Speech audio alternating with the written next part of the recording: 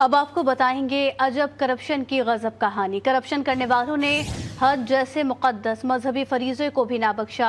हज 2024 में माली बेकायदगियों का बड़ा इंकशाफ और वजारत मजहबी उमूर के इंटरनल ऑडिट रिपोर्ट में 31 सफ़ात पर बड़ी करप्शन की निशानदही सामने आ गई है। आखिर ये माजरा क्या है, कहाँ क्या करप्शन हुई है, ये जानते हैं सीनियर रिपोर्टर इस्लामाबाद इंतज़ार हैदरी से। इंतज़ार बताइएगा। जी बिल्कुल।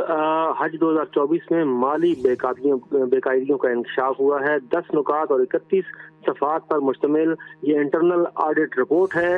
वजारत मजहबी अमूर के मुताबिक इंटरनल ऑडिट रिपोर्ट जल्द DAC में ज़ेर गौर लाई जाएगी। रिपोर्ट में की गई निशानदेही पर कुछ इक़दाम भी उठाए गए हैं। रिपोर्ट 2024 में हज से मुतालिक है, जिसमें बताया गया है कि मिना में नाकिस रिहायशी इंतजाम किए गए थे। नाकिस इंतजाम के सबब बाज़ हुज्जाज को न सिर्फ परेशानी हुई बल्कि उन्हें बाहर ठहरना पड़ा।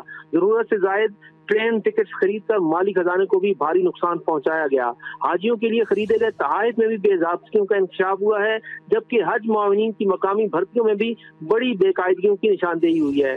बाज़ मकामी मुआविनीन को एक से जायद तनख्वाह अदा करके भी कौमी खजाने को नुकसान पहुंचाया गया है, जबकि कम बोली देने वालों को नजरअंदाज किया गया और महंगी निजी गाड़ियां किराया पर लेकर कौमी खजाने को नुकसान पहुंचाया गया। इस रिपोर्ट में यह भी इंकशाफ किया गया कि बाज़ ऐसी इमारतें किराया पर खरीदी गई जिनके इस्तेमाल के बजाय फकत उनका किराया अदा किया गया।